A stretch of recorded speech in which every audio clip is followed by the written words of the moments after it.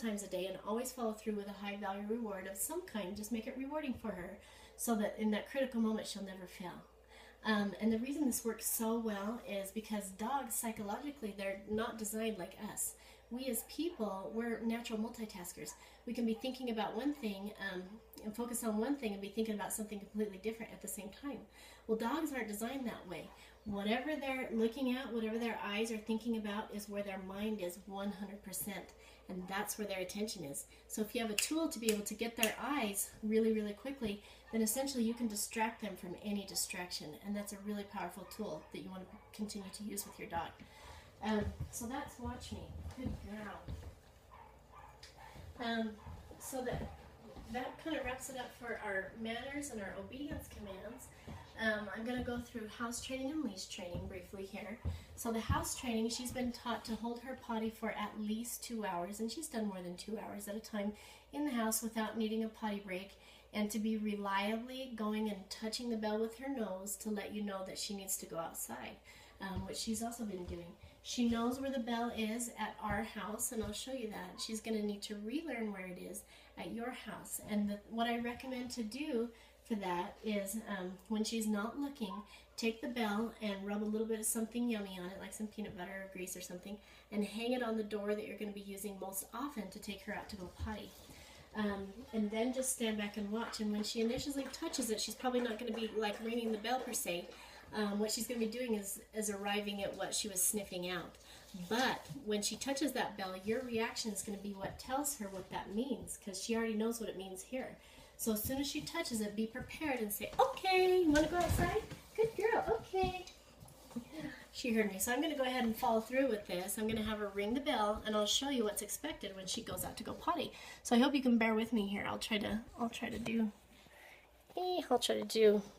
some self-filming here.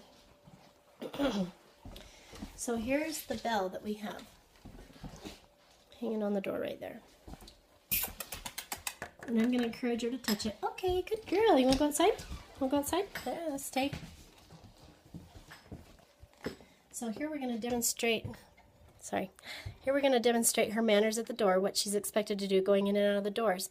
This is an implied stay, which means you shouldn't have to ask her to stay. But if she needs a reminder, if she tries to come through, just go ahead and give a quick leg block and ask her to stay. So here she is.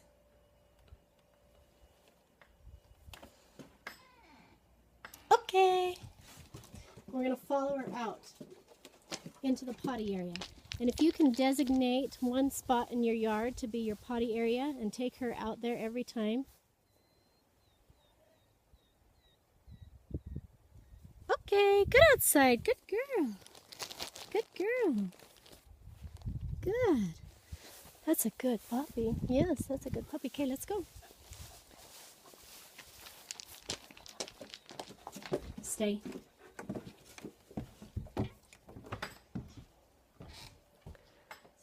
See you there. Okay. Good girl. So that was perfect. Hopefully I got that all on film okay for you. But that's exactly what you want to do. You want to take her out to a specific place. And for the first, oh sorry, I'll try not to stick my hand over the thing here. For the first couple days, I would set an alarm like on your phone, and I would take her out every half hour for the first 2 days. Because what you want to do is you want to set her up for success as opposed to setting her up for failure and risking allowing her to have an accident in your home before she knows what's expected of her. She needs to learn how things work at your home. She needs to learn the routine. And if you're taking her out every half hour for those first 2 days, not through the night, granted. Here, I just need to push the little button here. Excuse me. Then when she feels that urge to go potty, she's going to know exactly where to go. She's going to know where to find the bell, to ring the bell. And then she's going to know exactly where to go out in the yard to go potty because you've shown her that. And then make sure you reward heavily when she goes potty in the right spot. Good girl. Good girl. Yes. So that's pretty much it for her house training. Now her leash training, you know, the house training and the leash training by far take up the bulk of the time that goes into these puppies while they're here in the program.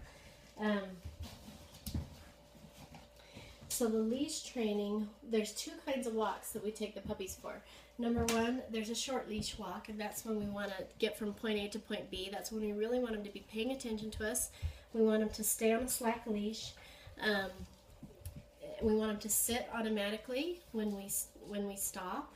And that does a couple things, because you want, when you're on a short leash walk, you want her to be working. You want her to be focused. You want her to be focused on you. And if you stop and she's not sitting, then that kind of leaves her in a void where she's kind of thinking, all right, what am I going to do? I'm going to chase the wind, or I'm going to chase the neighbor's kids or the squirrels or whatever. So give her a job all the time, and keep her focused on you. And the way we do that, is we teach her attention walking. And I'll show you how to do attention walking. So pretty much attention walking is marking and rewarding every time she looks up and makes eye contact with you. Let's go. Okay. Let's go. Okay. Oops.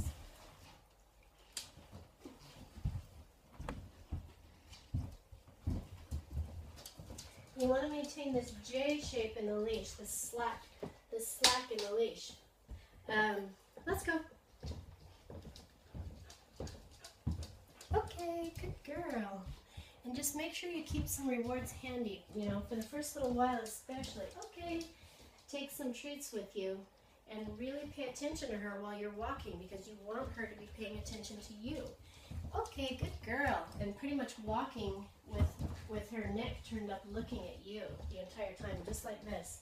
This is exactly what you want. So when you first get her home, practice some attention walking in your house where there's not very many distractions. Okay, before you take her out into your yard and out to the street and stuff.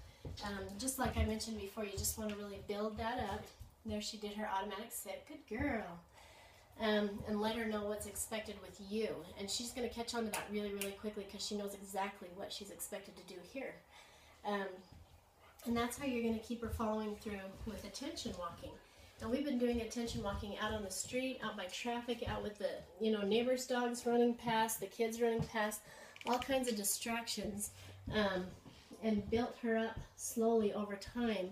And so make sure you do that at your house as well.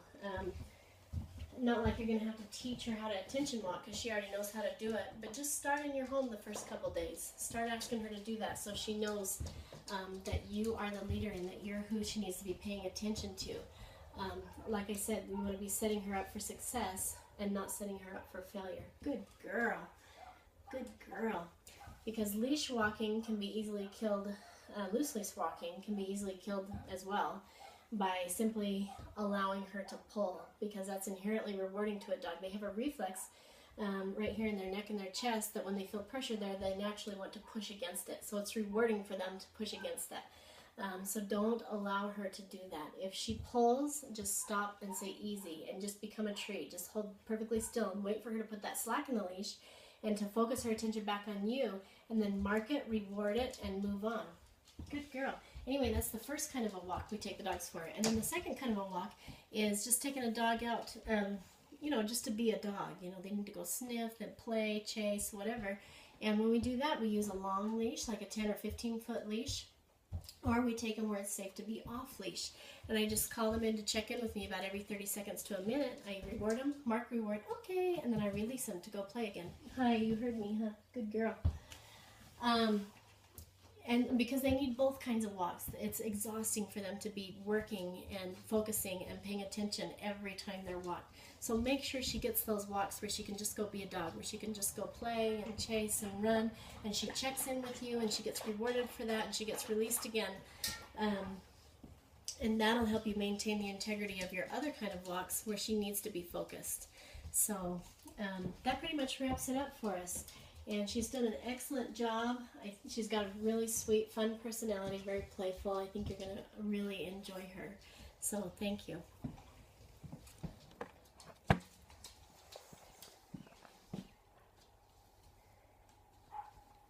Good girl.